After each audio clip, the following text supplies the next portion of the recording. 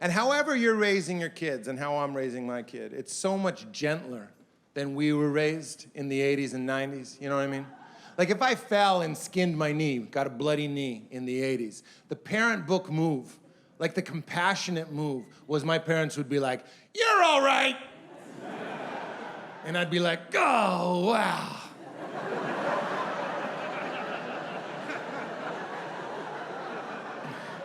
Thanks for invalidating my entire reality. I'm gonna like something weird sexually because of this.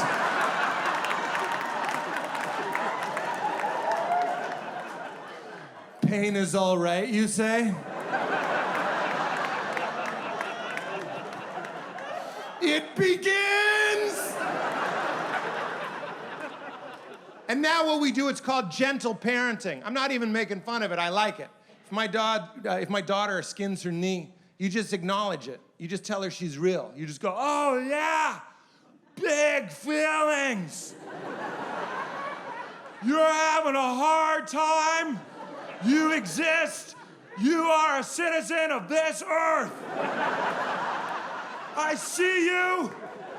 And the only way you could express yourself was to start a fire in Daddy's study. I see that." I'm not even making fun of it, I like it. I just wish my daughter knew how much better she has it than we had it, you know what I mean? Like, I don't want to tell her, but I want someone to tell her, you know what I'm saying? Like, I sometimes fantasize like a portal could open up and like a ghost could come out, like a Charles Dickens, like a friendly ghost with a top hat. She could come out and whisk my daughter away and take her to a scene from my childhood so she could compare. You know what I mean? Like a Christmas Carol, you know what I'm saying? Like, I'll give you an example. I was giving my daughter, Leela, her name is Leela, I was giving Leela a piggyback, and she's tall like her dad, so I'm feeling her on there. And then she let go with her legs, but she held on with her hands.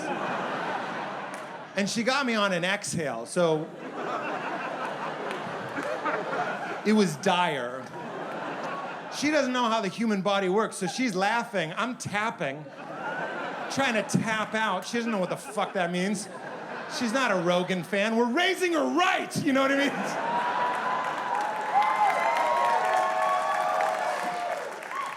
So I had to break her grip. I broke her grip. She lands on her feet. I turn around, and she's sad. And then, Portland, I apologized. And I meant it. I was like, "Oh, baby, you wanted to choke Daddy? I'm sorry I couldn't provide that experience for you today." And it's moments like that that I wish the portal would open up and the ghost would come out and take my daughter's hand like, "Come, child. I'll take you to a moment in Peter's childhood when his father apologized to him." And they go in the portal, and it's just perfect darkness and silence. My daughter's like, "But Spirit, there's nothing here." And he's like, "Exactly." Yeah. Whenever I've wanted my dad to apologize to me for hurting my feelings, I always just end up apologizing to him for having hurt feelings. And that's not a big laugh line, but if you go home feeling a little bit less alone, that's also my job. You know what I mean? Sure. And then a portal opens and a ghost takes me to my dad's childhood. He's 6 years old, he already has 2 full-time jobs. He's eating a broken glass sandwich. I'm like, "Oh, sorry, sir. Yep. We all have our reasons, don't we? Love you, Pop. Love you."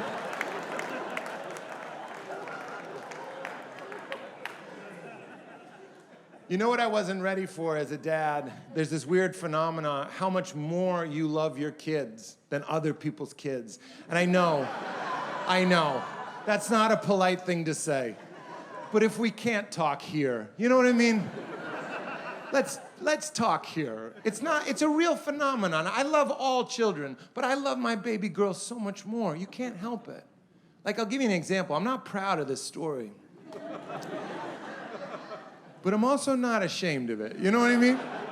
Like, we were at a birthday party. It was in a park. My daughter was 3 years old at the time, and there was a carousel. She had never seen a carousel in her life. She was transfixed. She lit up, and I went up to her and I said, baby, I promise we're gonna ride that carousel, you and me, before the day is done. We're gonna ride the carousel together. She smiled. It warmed my heart. That's a sacred thing. That's a daddy-daughter promise. You don't mess around with that. A couple hours later, a friend of mine who knows I made that promise comes running up to me and goes, Pete, it's the last carousel ride of the day. So I scooped Leela up and I ran as fast as I could across the field towards the carousel. We got there just in time. We got in line. At that very moment, my friend Scott, that's his real name, that's an unnecessary betrayal. My friend Scott runs up to me. He's white as a ghost. He's out of breath. He goes, Pete, have you seen River? I can't find River. You couldn't find his kid.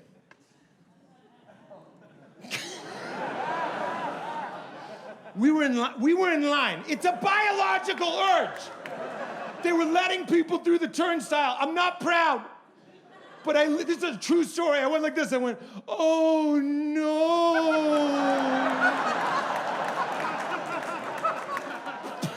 River.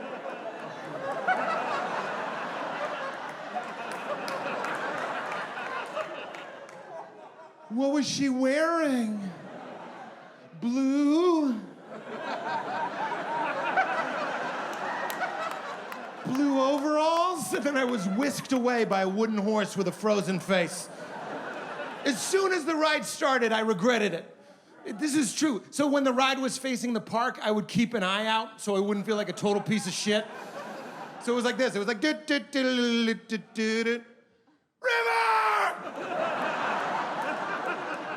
You can't help from a horse. What would I do if I saw her? Stay put, baby! Help is coming, not from me.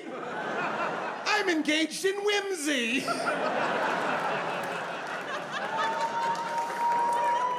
Yeah, they found her. That would be fucked up if I was like, and she's gone. Yeah, she's gone. I really regret my decision. I should have lent a helping hand. She was barely gone one carousel ride.